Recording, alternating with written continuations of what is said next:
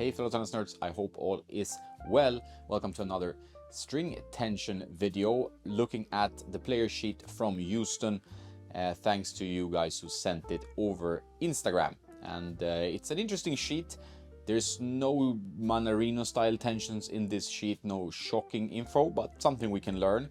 And I urge you to consider testing a lower tension.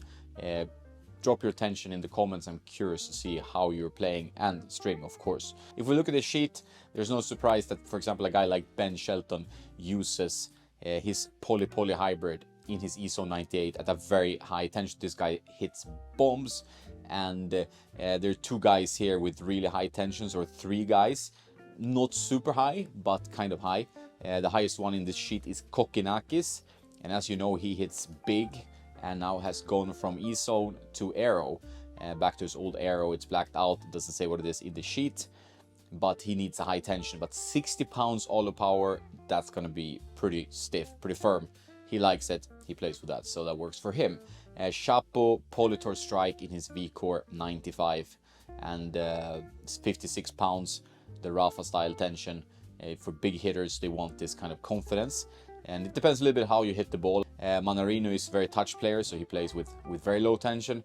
Kukushkin as well, for example, and there are a few players here that have pretty low tensions as well. If you look at like Tiafo and Echeverri, to V-Core or Percept players, and they go down to 42 pounds with their choice of Yonex Poly. There's some very powerful rackets in the nature of them that use a gut poly hybrid at a pretty low tension. If we look at the sheet, we have, for example, Purcell. The FX500 is the Dunlop power racket, right? And he's using, not sure exactly the FX500 he's using, that's what he's endorsing, but he's playing a pretty powerful racket with a thick beam, and he's using 45 pounds gut and poly. So that's very low tension for a gut poly hybrid. But he's not the only guy who's using it. If we look further down the sheet, we have James Duckworth with his Pure Drive, also VS Gut all rough, 47-45 pounds. We have a guy like Patrick Kipson, a promising American player, using gut and the Politor Pro at also a pretty low tension, 47-44. Clay court tennis is very spin oriented. What do you get from using a lower tension? You're getting better depth, you're getting a little bit bigger sweet spot usually, and better comfort. So if you have any arm concerns, I generally recommend you to really consider the string more than the racket. Start with the string, then you can go to the racket, because the string is usually the culprit in most cases, in my experience. And you can definitely try first reducing tension or changing to a more comfortable string setup. And you see here guys playing like 45-ish pounds, even with a gut poly hybrid. And with the clay courts being quite slow, you have a bit more time, you're playing definitely a lot more under the ball with more topspin. You can go down in tension successfully. You might not get that from Rafa with his monster racket, with its ultra heavy swing weight, but some players will do that, and they can maneuver the racket head in a way to accentuate the spin and still control the ball. So this seems to work. Polyesters are very responsive strings. They snap back into place. They have their life of their own. You see here, this is the Restring Zero string.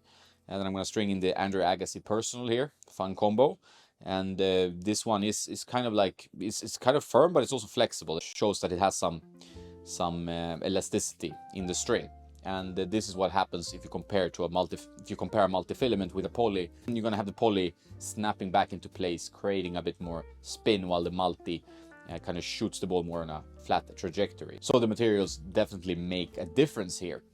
But nothing really shocking in this string sheet that I can point to, more than the usual thing I say when I look at string sheets, is that consider going down in tension, because it's something that I'm working with as well. I mean, it's not always easy to go down in tension, but I think it's one thing you should try, and slowly move down. You don't start with like 5-6 pounds drop. You maybe start with 2 pounds drop, and then you hopefully can move your way down as you get used to it. So this is from the Houston, and now we're going into the clay court season.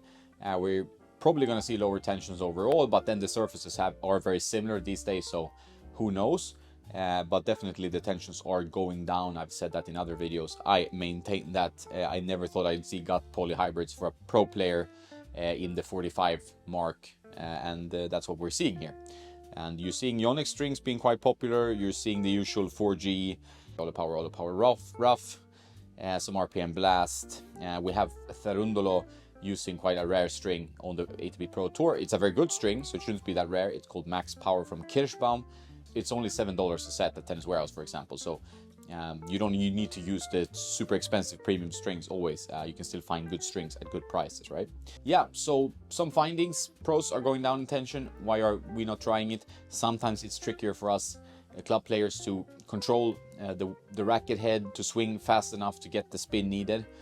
With slower swings, we might need to have a bit more control from the strings and from the tension. But it's still something I urge you to try and elaborate with. I think we can get used to everything if we're focused on it. And since there's so many players out there struggling with tennis elbow, I think it's a good idea to drop the tension a bit. And consider also gut hybrids or a multi-poly hybrid, because that's another way to get good comfort.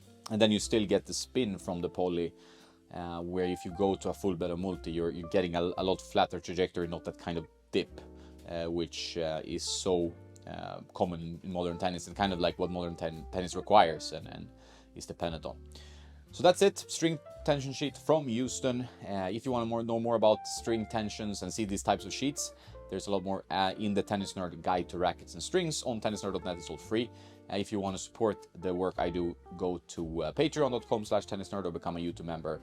New videos every week exclusive for members. That's it. Have a nice day, and don't forget to play some tennis.